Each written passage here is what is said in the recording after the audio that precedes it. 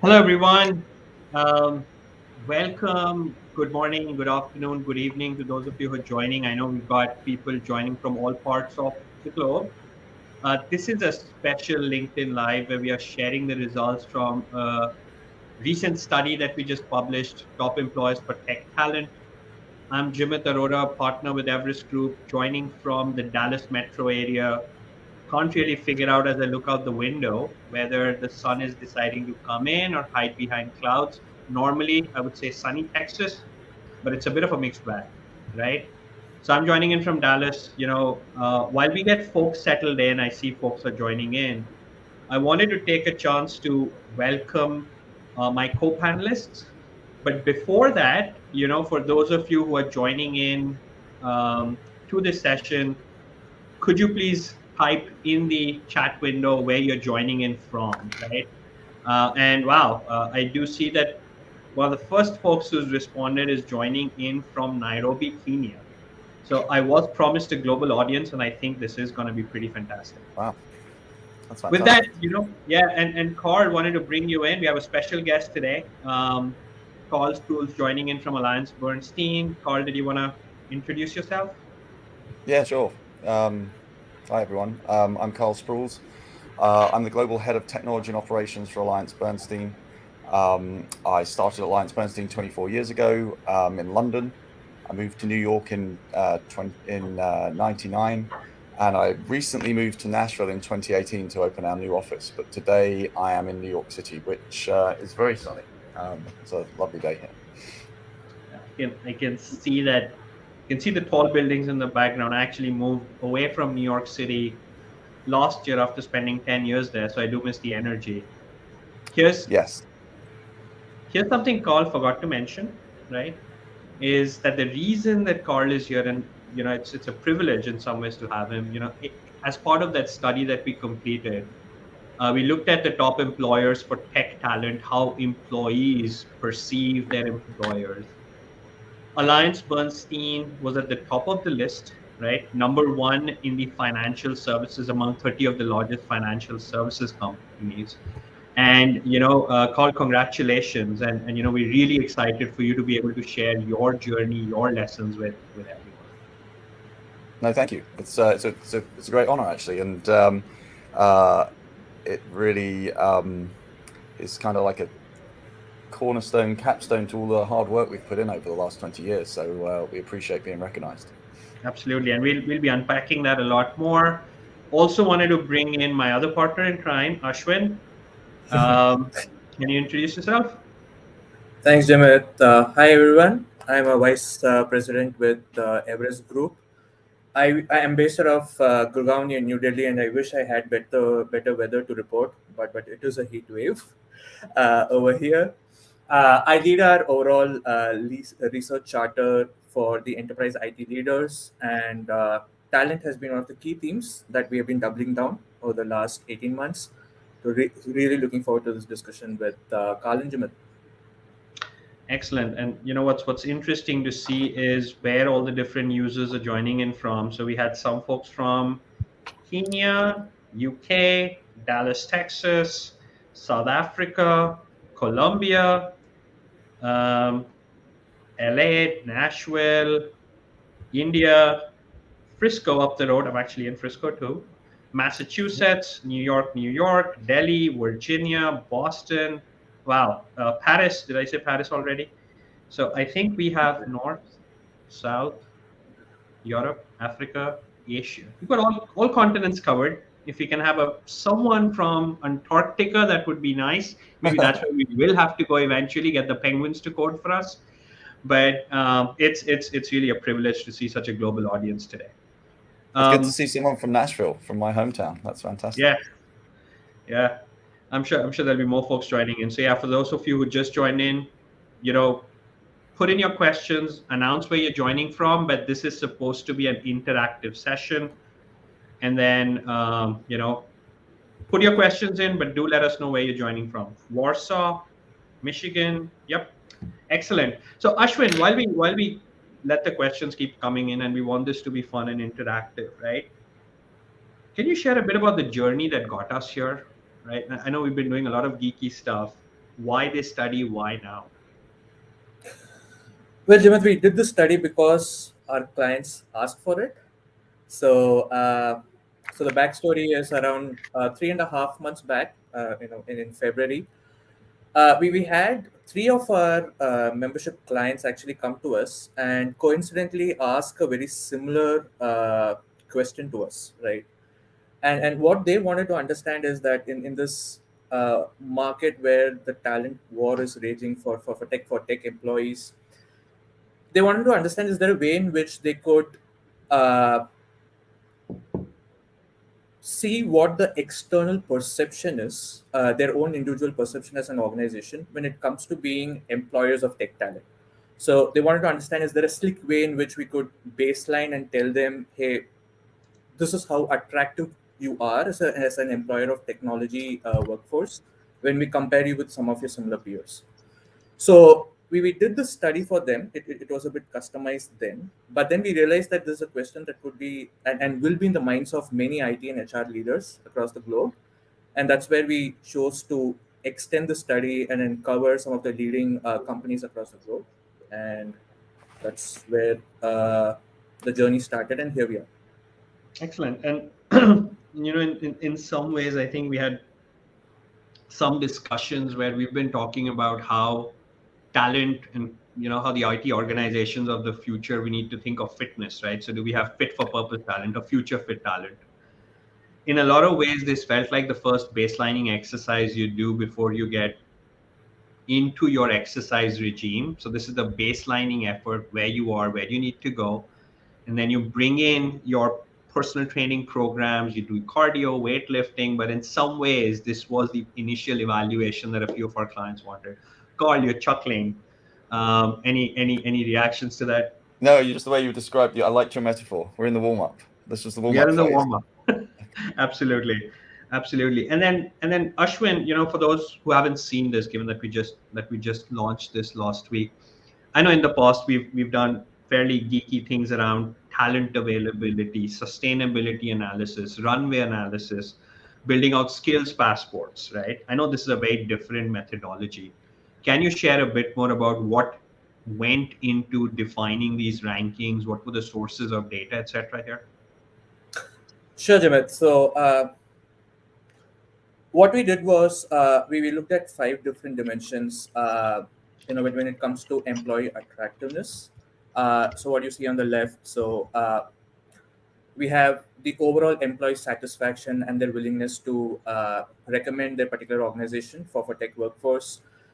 We looked at compensation and benefits, and just to remind, right, this all of this is voice of the employees, voice of the market, outside in perception, right? So what was the perceived level of satisfaction with compensation and benefits and rewards, right? How was the work environment being looked at, whether employees were happy with the level of flexibility, autonomy, leadership, culture, values, all of the software elements. uh, the perceived opportunities to grow as an individual within the organization and expose themselves to different skills. And then, of course, diversity and inclusion, right? Not just in gender diversity, but cultural integration in a multi-location world. So we looked at all of these dimensions. Uh, and as we said, right, since we are gathering perception, so some of the key sources as we went through building this, we captured both qualitative and quantitative data. And then some of the leading sources were, of course, Glassdoor and Indeed. Uh, in some ways, these end up being some of the most sought after employer research portals, if you will. So we pulled in a lot of data from there. We also went through some LinkedIn data, especially around employee attraction and retention statistics, especially attrition and joiner ratios, and we layered in our own analyst perception on top of this. So we brought all of this together. We normalized and in some ways forced ranked companies across different industries. So what we see on the next slide is the results for a particular cohort. So this is for the 30 largest financial services companies headquartered out of the US. These have been picked based on market share and an assets under management. And the analysis that we did was focused on the workforce that's based out of the US region, right? So as I said, we normalized, we ranked the different companies. It's a forced ranking mechanism. There's a bit of exaggeration in the gaps between the companies, but then we wanted to do that so that we have the resolution. Uh, and needless to say, as you already mentioned, Jimit, when we did this analysis, Alliance Bernstein ended up at the top of the pack. Excellent, Carl. Perfect cue for you, right? Again, once again, congratulations, right? That's a Thank you. report card that I would be proud of, but I was normally there were a lot of D's in there. But hey, before we dive in, love to kind of hear more about your journey. But I do think it'll be helpful to understand a bit more about the world you operate in. What's your charter? So could you spend a few more minutes describing your landscape? Yeah, maybe I'll tell you a little bit about what I do at AB, and maybe that'll get some sort of Absolutely. scope and dimension around things. So I think we had a slide that had a sort of map of the world. Yeah, this is great. This is a good slide. So this has got most of the stats that we would need to talk about, right? So AB has about just over 4,000 employees. About 1,100 of those work in technology and operations and real estate. If you see the map of the world at the top there, you see we have them. We have folks in San Antonio, which is where we do most of our transfer agent. We have folks in New York. If you'd looked at this slide back in 2018, almost all of those folks that were in Nashville would have been in New York. So you could see the migration that we've done since 2018. And then we have folks in Europe and in Asia Pac, predominantly in Hong Kong. We also have another just over 1,000 folks offshore that support us in both in India and Vietnam. If you think about like the scale or the types of things my organization focuses on, first thing is just core technology infrastructure for the organization. So desktop, server, cloud, network, internet, security, all the things you'd expect to see in core technology infrastructure. We have about 600 folks focused on application development. So that's both building applications and installing and managing third-party applications that we purchase. In our business, which is asset and wealth management, we have a group of people who associate portfolio managers. They sit in this group called the Portfolio Management Group, and they really form the glue between portfolio managers who think about product level decisions and traders who execute trades and orders based on client accounts. Then I have a large operations team. They're broken up into 3 different areas. We have transfer agent, fund accounting, and then a team that is responsible for the full sort of life cycle of a trade. So everything post-trade. So settlement, clearing, reconciliation, performance, reporting, all of those types of activities. And then an area that is, one that I spend a lot of time focused on is security and business continuity. And so we focus on that, both physical and cybersecurity for the firm. And then for the last year or so, I'm sure we'll talk about this, but as the sort of virtual and online world sort of merges, really tightly with our physical workspaces, and the integration of technology in those physical spaces becomes more and more important. I've been running our real estate or managing our real estate team through the build out of our Nashville office and some other new offices we're about to open. So that's the sort of scope of what my role looks like. As I mentioned, I joined in the UK. I'm just coming into my 25th year. Had a great opportunity to move around in Alliance Bernstein. One of the things that we focus on is internal mobility, and I've had a great opportunity to try lots of different things and try them in lots of different parts of the organization. So yeah, that's what I do. That's fairly impressive, Carl. And I think what really stands out is that you've got the whole debate about tech and ops. It's been a fairly religious debate in some ways, and I know we did think through this one at some point. Where do you We'll come also out? What's your view? Are you where are you in the pendulum swing? Are you together or apart?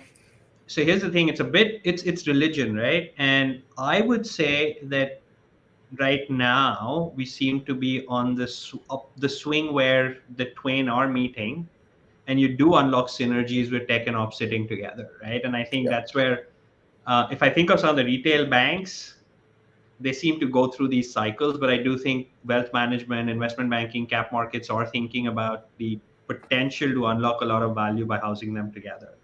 But Yeah. we'll come to that. I wanted to get your reaction to something. And oh, by the way, folks, hey, we've got Carl. We've got the benefit of his insight. Let's make sure we use it as extensively. Don't go easy on him. Ask him all the hard questions, and we'll try to get them across.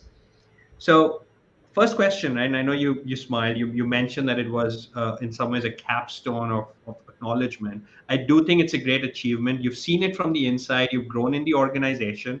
So you're not an outsider who kind of came in and said, "Yeah, I'm going to shake things around." So it's been organic growth, and that's a lovely story there. What was your first reaction when you found out that AB was number one on that list? That's a good question. So my first reaction was to read it 2 or 3 times and try and digest it, get my head around it. Um, but then, I thought about it later that evening, and like I said at the start, I think it's a recognition of a lot of work we've done across many, many dimensions. And it was only when I sort of took a step back and thought, wow, we really have made a difference in how we think about our staff, how we treat them, and that's clearly come through in the research you've done. And so it was. I was very proud, quite frankly, of both where we're at and the leadership team I've got and the staff that work in all of the groups we just talked about. I was proud of the work we've done over the last couple of years. That's great. And this is an obligatory question that actually it's not an obligatory question, but I'll ask it anyway, right? We're in the analyst community. There's some folks who like to call this as, hey, this is pay for play. I'm sure they paid you for this. So there's a marketing team that's out there that's doing it. Can you comment on that? What was the degree of influence you had on our analysis? What's the commercial structure? Anything you want to comment on? Yes, I mean we don't pay for play in any way, shape, or form. We're certainly not looking for vanity type awards, and so after we saw the draft report and reached out to you guys to talk about it, I was as I said earlier, pleasantly surprised. But when we sat with you guys and you talked about how you've had the research that went into it. It was great to see that you really conducted a really independent study, and that just made me feel even better Yeah. based on the results. And we appreciate that. And there are models out there, and just like you are very particular, there was no pay for play. I wanted to call that out there as well, right? This was not a commercially motivated research where clients were getting privilege. I'm surprised that one of your first reactions wasn't Everest Group who, right? But no, we've been doing this for a while, so I'm really glad that it landed, and then our methodology proved out how this was different. So I wanna spend some time thinking about. So you said you reflected. You said, "Yep, it looks like it's a recognition of the efforts y'all have been putting in." Yeah. So before we get to those efforts, right? There's this whole conversation about this talent crisis, and then someone just commented that, "Wow, if we're really looking for penguins, we must be desperate." I think we Yeah. are. But I also think that there's a change in terms of how expectations have evolved for tech employees, right? So, Yeah. what, according to you, have been some of the biggest changes in your view of the tech I industry? mean, the list is lengthy, right? I mean, I'll give you, I'll tell you, I'll give you the top 10, and you tell me where you want to dig into. So, look, I mean, I Sure. think the first thing is employees have more power in the relationship than they ever had, right? It's turned on its head. Um, and their expectations are higher on almost every dimension, right? Whether it's the place they work, the work they do, the flexibility in where and when they do it, the culture, compensation, opportunity, the opportunity you can give employees in an organization, how they're communicated with, like their sense of belonging, how they get exposed to innovation, what the sort of career progression and talent pipeline opportunities look like. I mean, literally every single dimension Everything. I can think of has changed.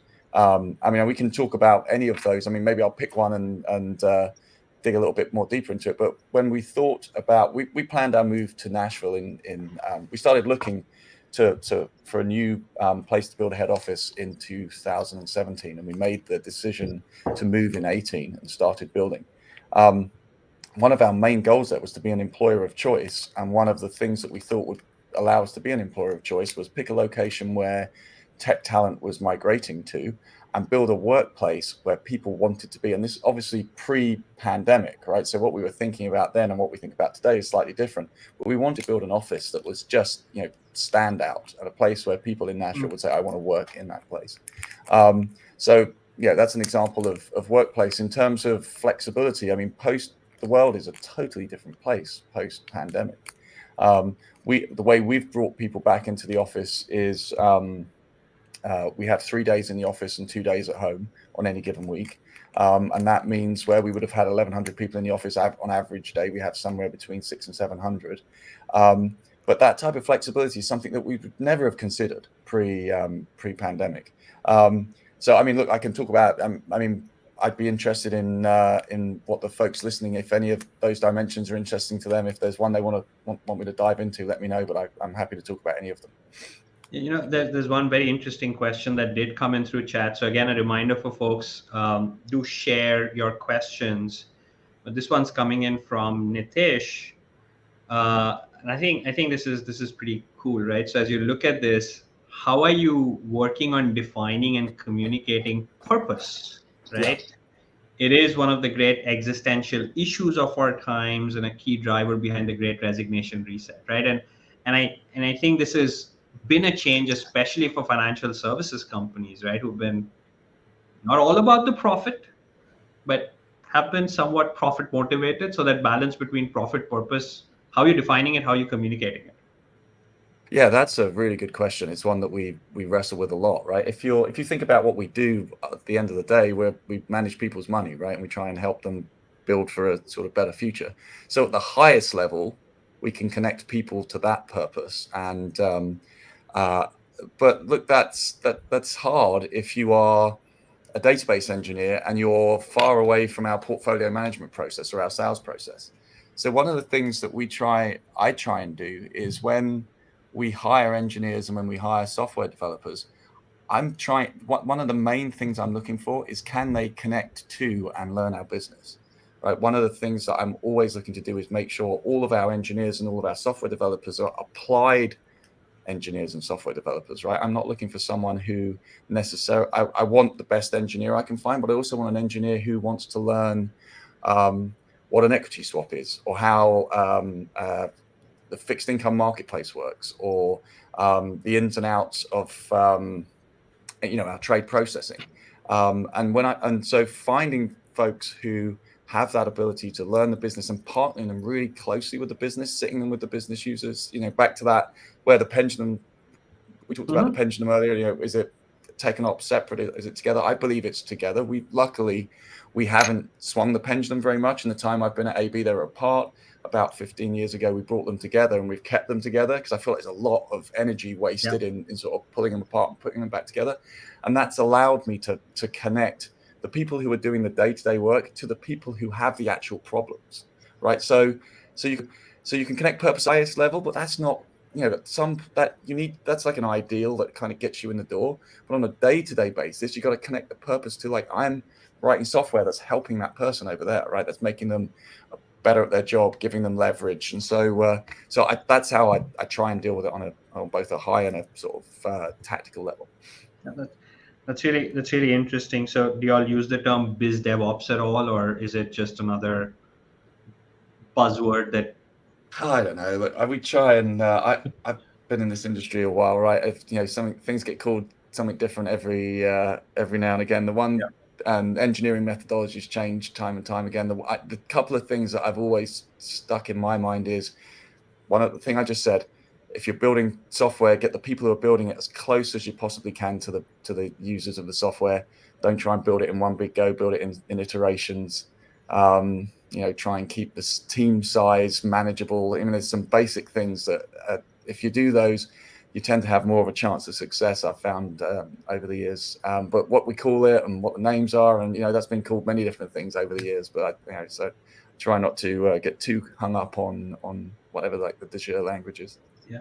So, it's interesting, and I'd love to get your take on what this means in a hybrid world, right? So, what you described in some ways, we used to call it the two pizza boxes and a Nerf ball thesis, right? Teams small enough you can feed them with two pizzas, but close enough that you can hit each other with a Nerf ball, right? Yes. How does that change in a hybrid world? Yeah, that's interesting. I mean, so we haven't gone to a complete remote workforce, right? And we can hear from some of our staff that that's what they would like, but I still believe to do what I just said, right? To be able to be close enough to your business users, you need to be in the office with them. You need to sit next to them and sort of see the challenges they face. The second thing is our industry is, to get that understanding as a software engineer of what the business does. It's very much an apprenticeship culture. You got to sit with them. You got to be close. And so that's what drove us to this 3-2 idea. Look, we were big users of Zoom long before the pandemic. We're big users of Microsoft tools around information and sort of knowledge sharing. We're big users of chat, group chat. So we try and bring it together. But look, it's definitely something that is a challenge. It's a challenge. We have something we call H Labs. So between Alliance Bernstein and our parent company Equital, we have like an innovation lab, and each year we set a new challenge for the innovation lab. I'm one of the chairs of that lab. One of the things we're focused on in this year's lab is something we're calling virtual interactions. So virtual interactions and equality in those interactions, both in the workplace, right? So how do you deal with the fact that you might have a couple of people who are squares on the screen rather than around the whiteboard? How we deal with our clients. So you see a lot of press about in the financial advisor space that they were able to service their clients without traveling through COVID, and has that created a new normal? I think there's a big difference between sitting with a client and being a talking head in a presentation, right? And so the other part of the thing we want to study is how do we make those virtual interactions more personal? How do we use more consumer technology? How do we mix the technologies that we're using? And then the third part of that we've picked up as the metaverse, and like, what does that mean for us, and where does that go? And so we'll be starting that study Lovely. this summer. And the way we do that is we just basically throw it out to the entire organization. There's a small amount of central administration, but we ask people, would you like to be part of this study? And we get them together and we go and spend a month learning, and we spend a month kind of theorizing, and then we come up with some results at the end. So I'm looking forward to seeing where we get with that. It's certainly not a problem we've solved. And I think one of the things that we'll spend a lot of time with is not only the sort of platform vendors like Zoom, but also the system vendors and how their view is evolving. Yep. Yeah. That's interesting. I will reflect on one aspect that I know came out of the research as we were examining you all, right? I think to the employees, one of the things that they do care about is the ability to work on modern stack, Yes. new and emerging technologies, and the recognition that Alliance Bernstein was in some ways a pioneer, not a fast follower, not a late adopter, but a pioneer in at least experimenting with some of these areas, is a point of feedback that emerged from the data that we looked at. And I think the fact that you're mentioning that y'all are making metaverse company-wide initiative, I think is pretty interesting. And we are actually going to be doing a webinar on metaverse in June, and there'll be a few other LinkedIn live. So for those in the audience, feel free to tune into them. Yeah, it's I have that's a super interesting topic. We're excited to study it this summer.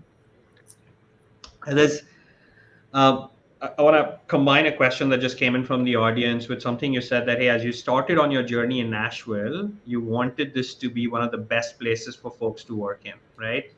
So question is around, hey, what were some of the best features of Nashville?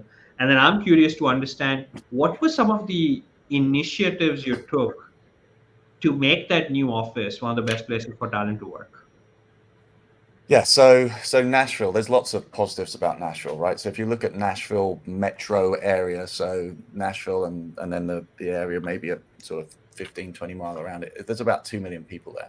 So if you look at cities that have 2 million people, Nashville punches way above its weight in many different areas, right? The entertainment, there's Broadway, which is the main strip in Nashville, Mm-hmm. brings in huge amounts of people to listen to and take in, country music. There's all of the honky tonks along there, so we get a good procession of tourism that drives all of the entertainment. Like if you name a band, they come to Nashville. Any tour that of any size comes through Nashville. That drives the restaurant scene, the hotel scene, and then much more broader culture. I mean, it's a pretty established place, right? We've got a football team, we've got a soccer team, an ice hockey team, and then it's an easy place to live. It's People are very friendly.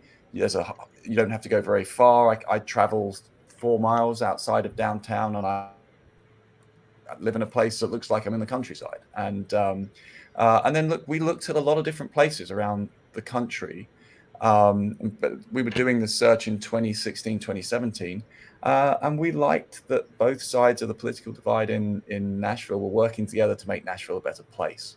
Right, you felt that when we local chamber, when we met with the technology council, when we met with schools, they wanted all together, no matter which side of the political divide you're on, all wanted Nashville to be a better place. So that was great, and we like that.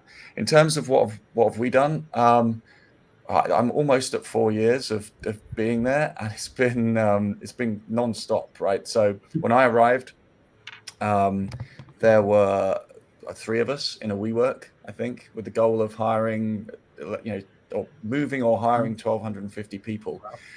We now have the cornerstone building downtown. It's absolute state of the art, right in the middle of all of the energy downtown. People who moved early in across the board, whether in leadership or in more day-to-day doing roles, we asked them all to get out into the community. If we're going to move to Nashville, we want to make Nashville our home. So I'm on the board of the symphony there. I'm heavily involved in supporting robotics and STEM education in high schools. Part of the Nashville Technology Council. And that's what I do. I have 25 senior managers in my organization there. We ask them all to go out, join boards, get into the community, get our name out there. And then we've tried to support, we do a fair amount of giving as an organization. We've tried to tilt that towards Nashville, and we've tried to do it for things that are important to us, which is, access to education is probably the biggest thing that we put money behind.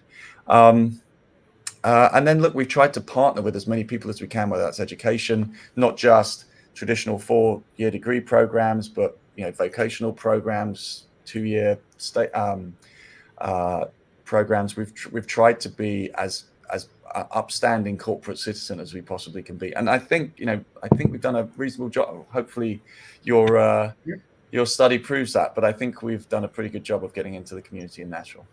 And I think in some ways, that clarification does such a profound job of explaining the earlier question on purpose, right? Because now you can see that the employees are proud of proud of their association with a company that's not just focused on themselves or maximizing earnings, but also in terms of giving back to the community, being a part of the community. And I think those are some of the things that are really, really important. I do have a tough one for you. Nashville Okay. hot chicken or fish and chips? Oh, can I go both?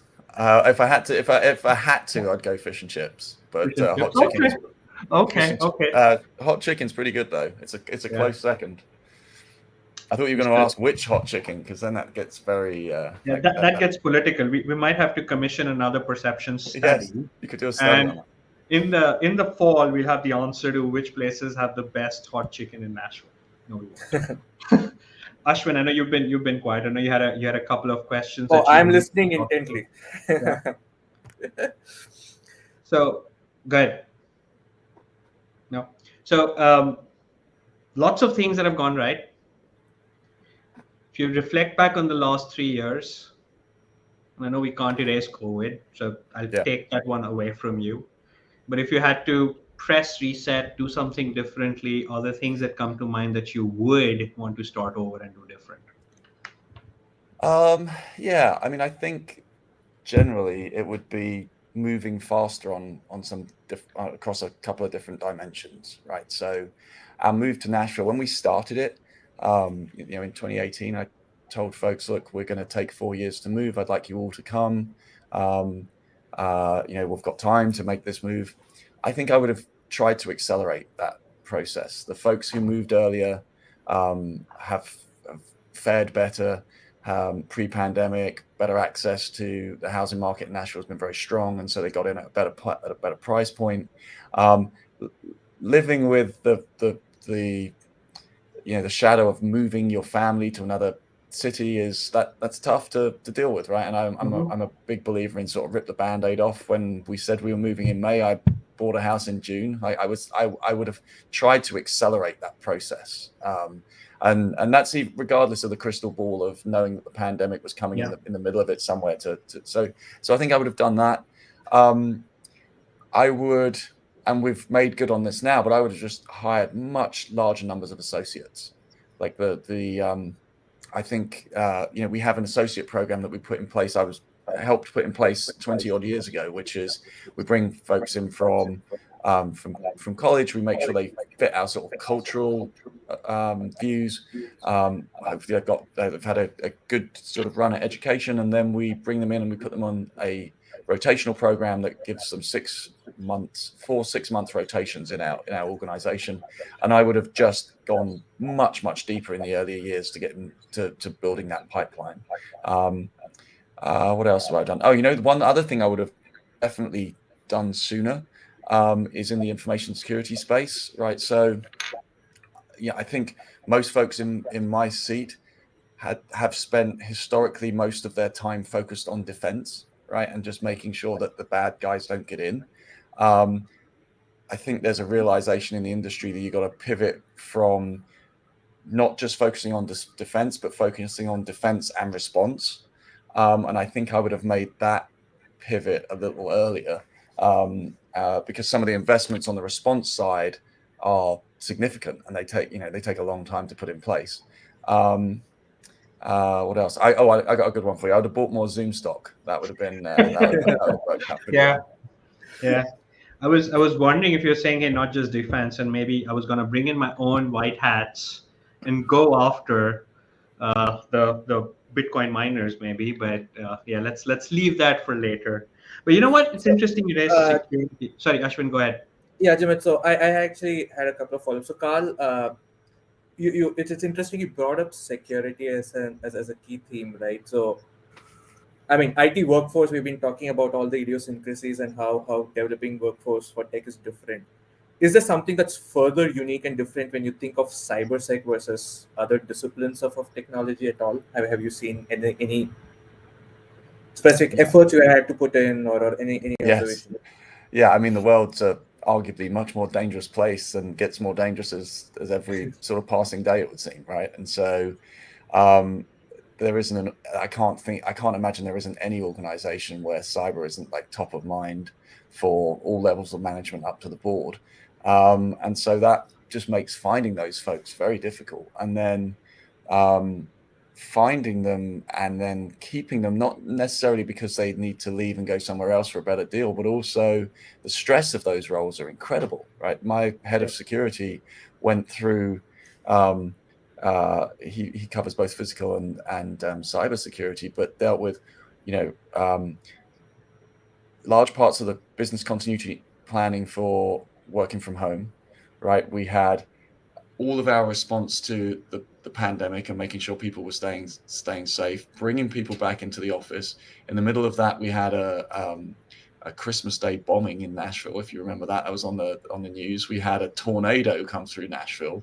Right, these are things that they're incredibly stressful to deal with, and keeping our employees safe is one of our top priorities. And so I think both finding those folks and helping them deal with the stress they're under is specific to that type of role.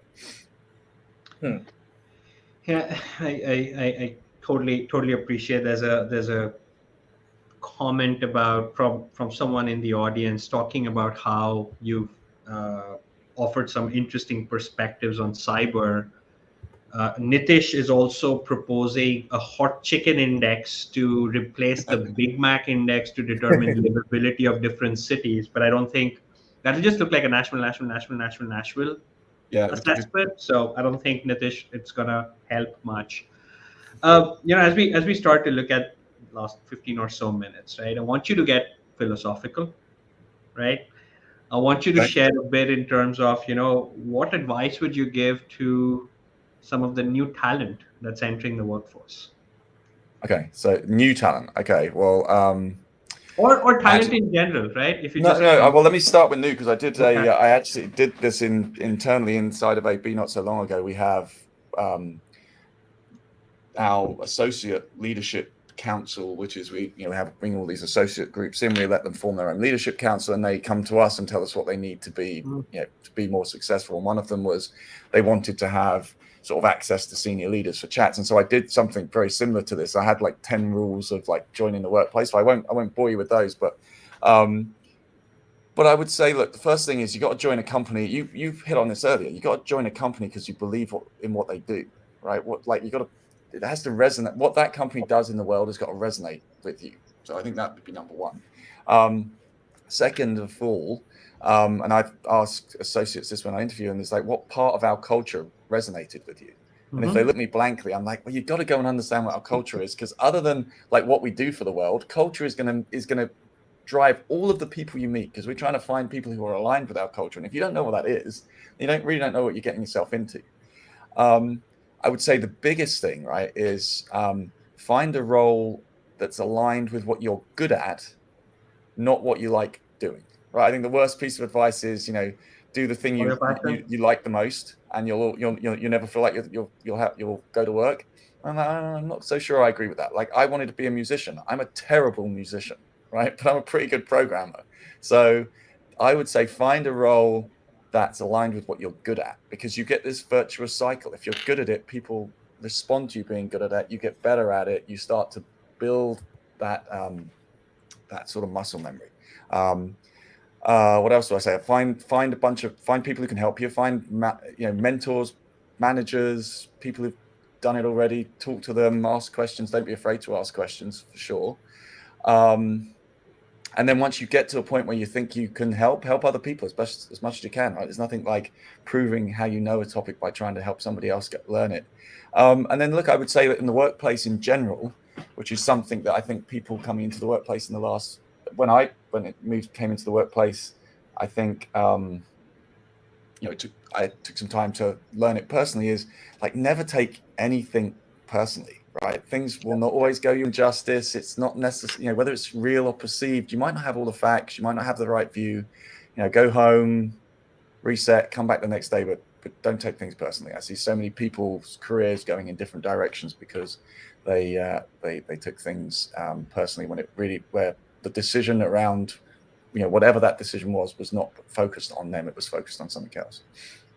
That's profound. I think we might want to document some of this, and maybe we'll publish an interview at some point with your permission, right? I think that's really profound. You do get to though sit on the board of the symphony, so your love for Yes, music paid out somewhere. Even though yes, I they don't wouldn't think you let me want to hear near an yourself instrument, sing, that's for maybe. sure. Yeah. Yeah. And Carl, it'll be also interesting to understand your view, flipping back to the other side of the table, right? So you talked about mentorship, you talked about purpose, right? When we did this study, we also collected a lot of qualitative uh, insights, and as we looked at some of the areas of improvement that employees were pointing out, if you kind of build a word cloud, some of the words like bureaucracy, slowness and change, access to leadership, so these came out to be as some of the most common grievances, right? So in your view, how has the profile of IT leadership changed or evolved over the last few years, especially from a talent development standpoint? And then thereof, what would be some of your recommendations for your peer IT leaders or budding IT leaders? Yeah, so look, from a bureaucracy perspective, I try and have a very flat organization. So I have, you saw the number of people we've got, about 1,100 employees. I have what I call the GTO executive team, Global Technology and Operations Executive Team. That is almost 40 people who are the domain experts in everything we do, right? If I look to those 40 people, I can find, name a topic, I can find the person who knows it in a level of detail, like real detail. We meet on a weekly basis, and that's my core leadership team, and I try and use that's a lot of people to work with and manage. But what that allows, I think it allows us to do, is to have a very flat organizational structure. It's one or two people away from everybody who does real work. So I've tried to eliminate bureaucracy of large hierarchies, because I believe that there's a lot of great insight in the folks who are doing the work, right? And I want that to flow up. Um, I think another thing that's changed dramatically, and COVID like rapidly accelerated this, was how we communicate with our employees, and how often we communicate with them, and the frankness we communicate with them. So pre-pandemic, I, like probably most technology leaders, would do a town hall maybe every quarter or every 6 months. I would work on a big deck of all of our accomplishments. I'd get on a plane, I'd hit Hong Kong, I'd hit London. Everybody would get to, maybe we'd go out for a drink after, and I'd get to talk to people on a sort of episodic basis. We flipped that on its head from the very day from the start of the pandemic, when we sent everybody home. That morning, we had a Zoom webinar similar to this with all of the technology and operations folks on, and we kept that going on a weekly basis, and then dropped back to a bi-weekly basis as the pandemic went on. And we now do it on a monthly basis, but it's completely different to what we did before, right? It is my chief of staff, Rob, and I will work out the messaging that we're trying to communicate. We'll spend maybe 15, 20 minutes talking about that. We'll probably have someone in from a part of the business that's either had a success or is about to start on a new project. We'll talk to them. And then we'll just throw it open. We use Pigeonhole. We'll throw it open to questions, and we will answer any question. There's no moderation. If you tell us what's on your mind, and we'll do our best to answer. And I start by saying, listen, I'm going to tell you everything I know. That doesn't necessarily mean it won't change, right? And that's something that we wouldn't have done in the past, right? I'm going to be very frank and very candid. But if I'm going to be frank and candid with you, you got to be mature enough to know that I might change my mind on that, or something may change that I have to change my mind. And so that communication has been, and the effort that goes into that is substantial. I mean, we literally have it set up like a morning talk show. We have auto prompters and lights and cameras, and it's we try and make it as high quality as possible, because we want to get as much information out to the organization in a short period of time as we can. Radical candor with agility. So that's what I wrote down, Carl. So that's really helpful. Couple of rapid fire questions coming at you from the audience, right? One's an interesting one. I think the question about culture is intended to ask, how do you figure out culture during the interview onboarding process, right? I think it's probably more also about how you're evaluating cultural fitment, whether someone's going to be a good match or not. Yeah, so I mean, look, first off, you need to know what's your culture, right? Before you can ask questions related to it. So, like, our culture has been described and labeled many different ways in the time I've been here, but there are three pillars that stick out in my mind, right? We're looking for people who are intellectually curious, right? To know why something happened that way or works that way, or so intellectual curiosity is like a key pillar. We're looking for people who want to win as part of a team. So and we look for people who have very high integrity in how they see the world, right? And so those are pretty easily. I mean, if I said those three things to you, I'm sure you could craft some interview questions that got to those pretty easily, right? So intellectually curious, let me tell you about something. Let me ask you about something. Let me tell you what I did at the weekend that you can ask me any questions about. I like to sail. Ask me a question about sailing. Pretty easy to get to. Intellectually curious. Team-oriented, you can get to pretty easily as well. Integrity is a little tougher, but again, talking about decisions they made in high stress or tough situations can usually get to that. Awesome. Do not bring up my prison record in the next interview. No. Yes, exactly. Okay. Another quick one, right? So how do you deal with early tenure dissatisfaction, especially in hybrid? And I think there's the period of hybrid, which I think you get the offices in some ways to work with. We did have a number of companies that brought in entry level talent completely virtual for the first 6-12 months, right? So just curious, how did you drive the connections with those when y'all were remote? Yeah, so we face this problem, right? We face it primarily because when I showed you that graph earlier, that was people where we started, the map earlier where we had folks in New York, and now we have them, a lot of people in Nashville. That meant we hired a lot of people in a short period of time.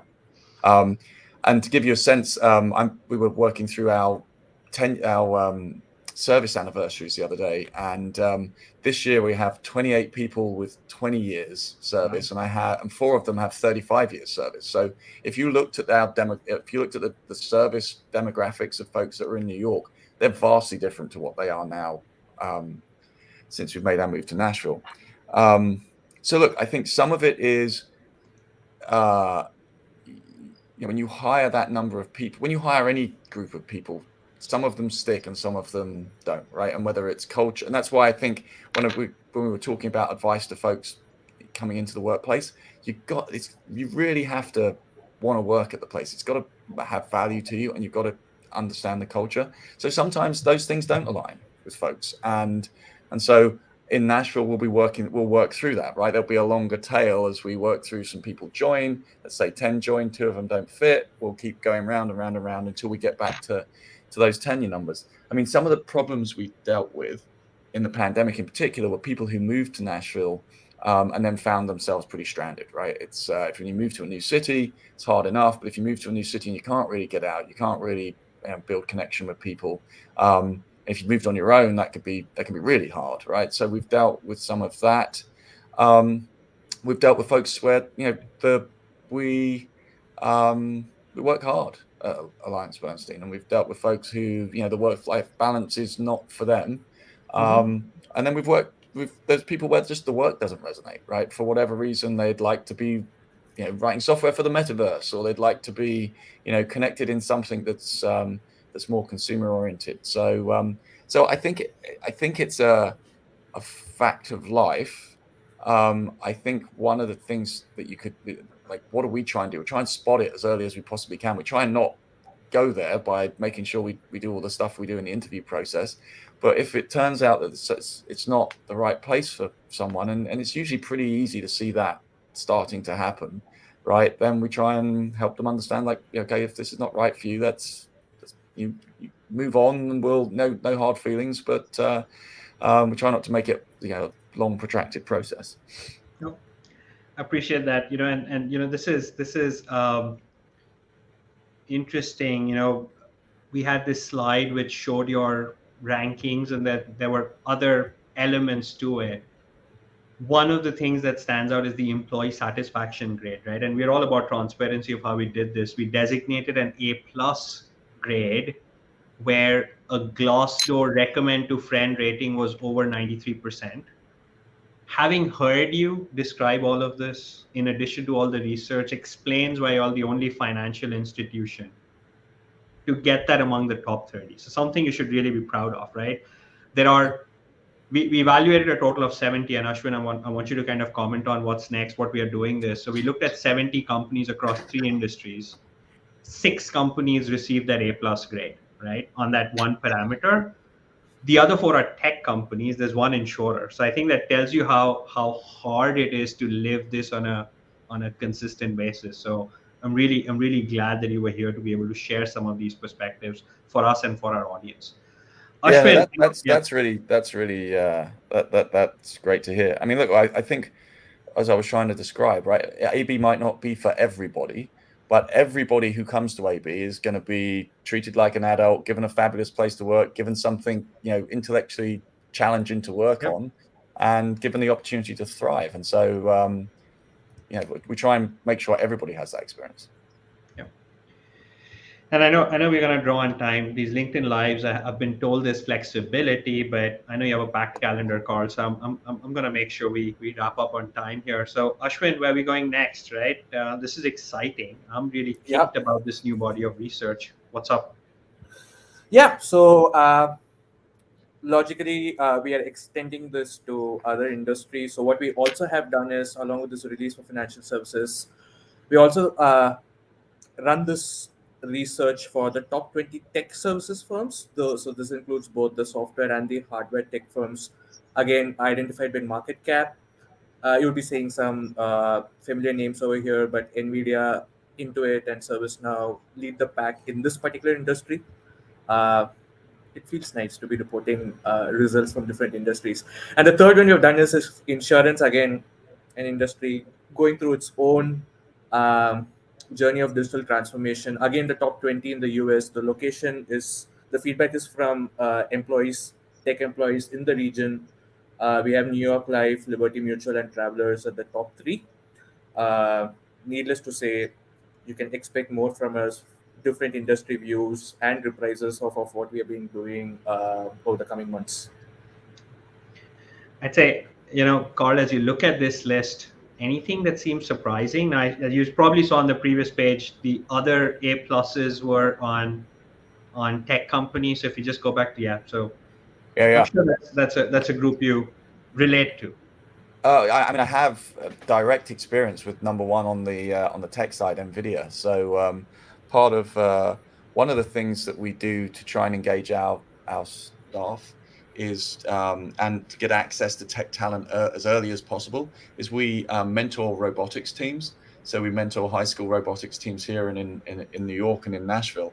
And we use Nvidia's platform for graphics processing generally in those robots. So it's usually used for vision tracking and their whole CUDA suite of vision tools. They are a fantastic company. The resources that they make available both to professional developers, but also to high school students and to research students, they are an open book, and so it doesn't surprise me that they're. I was pleased to see that they were first. Yeah, and Carl, it has been such a pleasure to learn from you, to see the authenticity, to see the passion and the real pragmatic advice that you've shared with us. I'm really glad we started speaking and having this conversation. I know there've been some comments about how people would like access to some of these files. So in the chat windows, you should see the links to be able to get the full reports. Right, everyone can access them. They're not behind a paywall, so you'll be able to see the results of these. And as Ashwin said, there's more to follow. But Carl, truly appreciate the time that you've spent with us, and really congratulations for building such a phenomenal organization and a phenomenal culture. Thank you. It was a lot of fun. I really enjoyed this. Thank you for inviting me on. And Ashwin, thanks a lot. This is profound research. I'm sure there's a lot more coming. And a big thanks and shout out also to a very global audience that came in from all five continents. The Penguins did not make an appearance, but I will have hope for the future. So, hey, thanks everyone. We'll be back soon. And thanks again, Carl. All right. Thank See you, you. everyone. Bye bye.